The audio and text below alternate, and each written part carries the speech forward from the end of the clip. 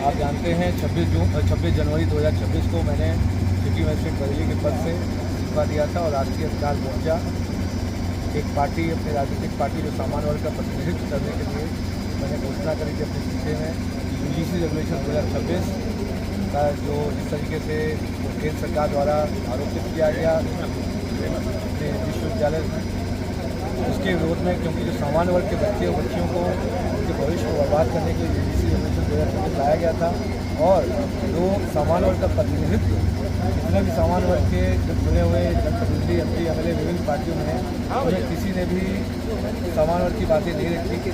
विरोध स्वरूप जब मैंने 26 जनवरी 2026 को सिटी मजिस्ट्रेट बरेली के पद से इस्तीफा दिया तो मैंने इंगित किया था कि सामान्य वर्ग को राजनीतिक विकल्प के रूप में स्वयं को अपने आप को स्थापित करने होगा। उसी क्रम में मैंने राष्ट्रीय अधिकार मोर्चा पार्टी की स्थापना की थी और पूरे जनपद जो उत्तर प्रदेश के 75 जनपदों में हमारे कार्यकर्ता हैं, कार्यकारिणी इस समय संचालित है और आप देखेंगे 403 विधानसभा सीट हैं उत्तर प्रदेश में। जल्द ही राष्ट्रीय अधिकार मोर्चा सभी सीटों करते हुए आगे बहुत ही तरक्की से हम लोग जो है सरकार बनाने की। सर, आगामी चुनाव को देखते हुए आपकी पार्टी श्रावस्ती की जनता के सामने कौन सा प्रमुख मुद्दा लेकर आ रही है? देखिए, मुद्दे तो बहुत हैं। सबसे पहले आप देखेंगे क्योंकि इस पार्टी का जो गठन एक आंदोलन के रूप में हुआ है यूजीसी रेगुलेशन 2026 में सामान्य वर्ग के बच्चे बच्चियों का भविष्य बर्बाद करना, बच्चियों का शारीरिक शोषण करना, इस तरीके के प्रावधान, इस तरीके का उद्देश्य, इस तरीके की विचारधारा केंद्र सरकार की है। ये केंद्र सरकार ध्रुवीकरण की राजनीति में काम करती है। पहले इन्होंने हिंदू और मुस्लिम का ध्रुवीकरण करके किसी तरीके से सरकार बनाई। अब चूँकि ये विभिन्न रूप से घोटालों भ्रष्टाचारों में लिप्त हैं, जल जीवन मिशन का भ्रष्टाचार आपको दिख रहा है, विभिन्न रूप से आप देख रहे हैं। अभी पता चला है अभी आज ही कि राम मंदिर में वहाँ पर भी भ्रष्टाचार, चंदे की लूट हो रखी है, इस तरीके का भ्रष्टाचार है।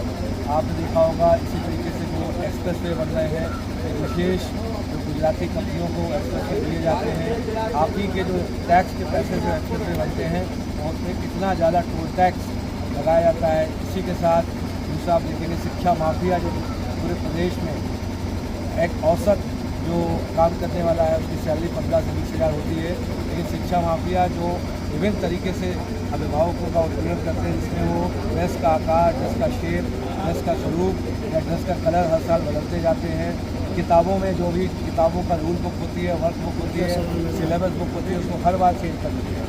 दूसरा, महंगाई इस समय चरम पे आती जा रही है, डीजल के दाम बढ़ते जा रहे हैं। इन सब का मुख्य कारण जो है केंद्र सरकार की विदेश नीति है। खासकर जब आप देखेंगे पहले जो तेल, जो डीजल या फिर LNG या खाद मित्र देशों के माध्यम से जो रूस और ईरान, जहाँ से हमें डॉलर बहुत खर्च नहीं करना पड़ता था, वहाँ से इन सब चीज़ों का आयात होता था। लेकिन केंद्र सरकार के कुछ बहुत ही गूढ़ राज होते हैं, वो अब आपके ये जो यूनाइटेड स्टेट्स अमेरिका देश है इसके पास रखते हैं, जिसके कारण हर तरीके से देश में हम लोगों को कंप्रोमाइज़ करना पड़ रहा है। आप देखेंगे तेल पास से आता था, 3 दिन की दूरी से आता था ईरान और रूस से, इन्होंने नया समझौता करते हुए पहले वाले समझौते को निरस्त कर दिया और ईरान जो अमेरिका है और वेनेजुएला, उसके माध्यम से अब तेल, डीजल, LNG खाद के लिए जो भी चीज़ें आएंगी आयातित होंगी, वहाँ 5 गुना भाड़ा लगता है, 8 गुना इंश्योरेंस कॉस्ट है और 45 से 50 दिन आने में समय लगेगा। जब ये पहली खेप आएगी तब आपको समझ में आएगा महंगाई अपनी चरम पर होती जाएगी। यह सरकार विदेश नीति विफल है। हमारे पास कुल 13 महीने का यदि गोल्ड रिजर्व मान लें और फॉरेक्स रिजर्व मतलब विदेशी मुद्रा के साथ गोल्ड रिजर्व मान लें तो हमारे पास 13 महीने का खर्चा बचा हुआ है। देश में इस समय भयानक आर्थिक संकट की स्थिति में गुजरने जा रहा है। इसीलिए अभी आपने सुना होगा ब्लूमबर्ग की एक रिपोर्ट आई थी, अभी ये चोरी छुपे सोना भी बेचने की फिराक में है। सोना बेचने की बात आई है सामने, सोना बेचा गया है। देखिए 1,12,000 करोड़ का सोना, ये ब्लूमबर्ग की रिपोर्ट है। ब्लूमबर्ग एक बहुत ही विश्वसनीय एजेंसी है, यहाँ के जैसे नहीं है। यहाँ पे प्रेस फ्रीडम इंडेक्स 157 है। तो आप समझ सकते हैं कि भारत सरकार का, केंद्र सरकार का कितना दबाव रहता होगा, गलत रिपोर्टिंग करने में दबाव रहता है।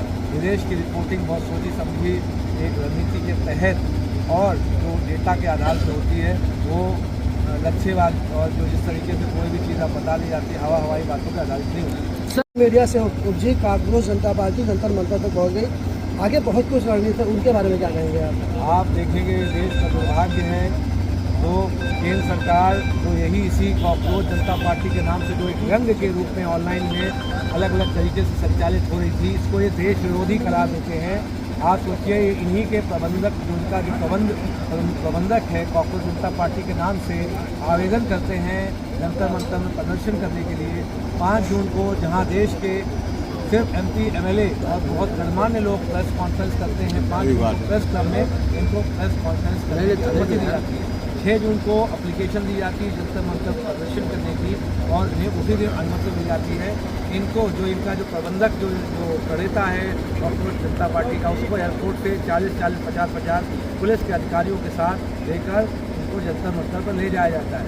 यह भारतीय जनता पार्टी की भी पार्टी है, क्योंकि जब सामान्य वर्ग ने UGC रेवोल्यूशन 2026 के विरोध में जंतर मंतर में और रामलीला मैदान में दिल्ली में प्रदर्शन के, आपके कहने का मतलब ये है कि कांग्रेस जनता पार्टी जो सोशल मीडिया से उभर के आई है वो बीजेपी की भी पार्टी है। ये बीजेपी की भी पार्टी। आप सोचिए, जिसको आप देशद्रोही बोल रहे हैं, उसको आप आनंद फानंद में 1 दिन के अंदर परमिशन देते हैं। ये देखिए नीट के, ये इसको बहुत सुनियोजित तरीके से एक साजिश के तहत लाया गया है, जिससे नीट का जो जिसका विरोध है, युवाओं का विरोध है, UGC रेवोल्यूशन 2026 का जो देशव्यापी विरोध हो रहा है, इसको एक तरीके से भटकाने के लिए ये कॉकरोच जनता पार्टी के नाम से ये CJP BJP ही है, उसी की भी पार्टी।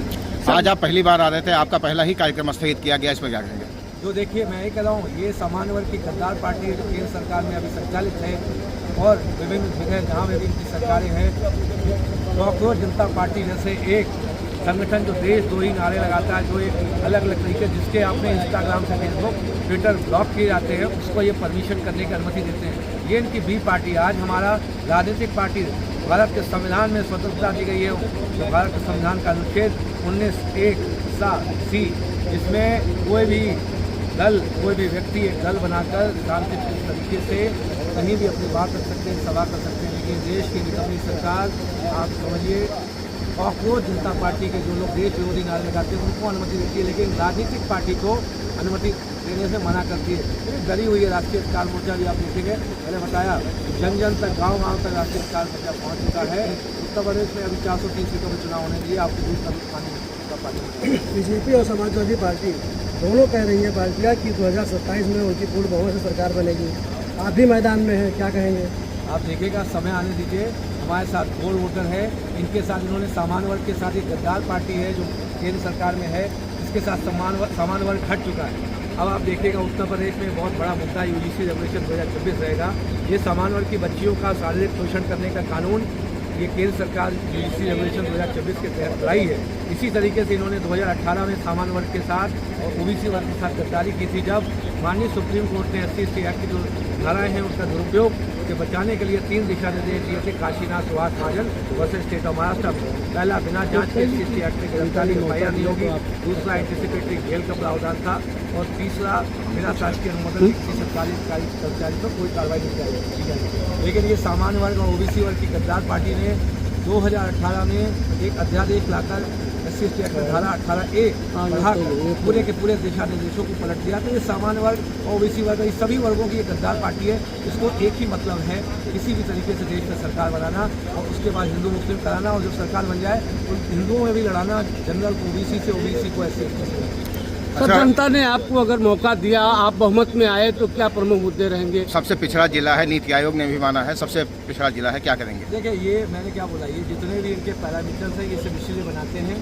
आप जो भी इनका एक ही धारा है, गुजराती गैंगस्टर्स की कंपनियों को, गुजरात में जितना भी प्रदेश का बजट है, विभिन्न राज्यों में, 21 राज्यों में सरकार है, ये बहुत जिनका आपराधिक इतिहास होता है, ऐसे लोगों को मुख्यमंत्री बनाते हैं या मंत्री बनाते हैं, जिससे कि उस विभाग को लूट कर गुजराती कंपनियों को शिफ्ट किया जा सके।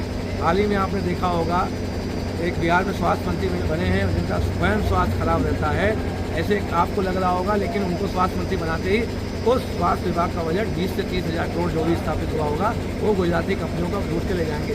ये अच्छे व्यक्तित्व को नहीं बनाते, क्योंकि अच्छे व्यक्तित्व के अंदर आत्मा होती है, वो हर चीज़ का विरोध करेगा, गलत काम का विरोध करेगा। आपके 3 इनके CM हैं, आप पश्चिम बंगाल में देख लीजिए, असम में देख लीजिए और बिहार में देख लीजिए, इन पे विभिन्न तरीके से भ्रष्टाचार के आरोप हैं। और जैसे ही ये लोग आरोप हैं, जिस तरीके से ये BJP को ज्वाइन करते हैं अच्छे समय से, अब ED CBI इनकम टैक्स उनके पीछे नहीं पड़ती। तो ये एक तरीके से जुमलेबाज पार्टी है, ये भ्रष्टाचारी लोगों को शोषित और पोषित करती है। जैसे ही वो आ जाते हैं इनकी पार्टी में, फिर उसके जो है पूरे पाप हो जाते हैं।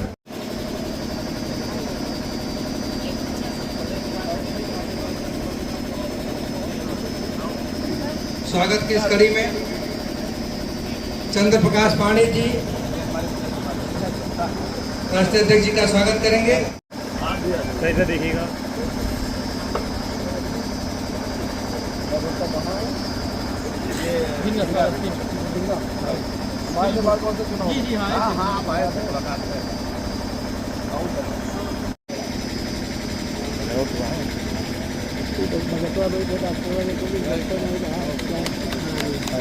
तो देखिए इधर देखिए। जैसा कि समय और स्वागत के क्रम को यही रोकते हुए माननीय राष्ट्रीय अध्यक्ष जी से निवेदन करेंगे कि एक हमारे जिलाध्यक्ष को भी लो।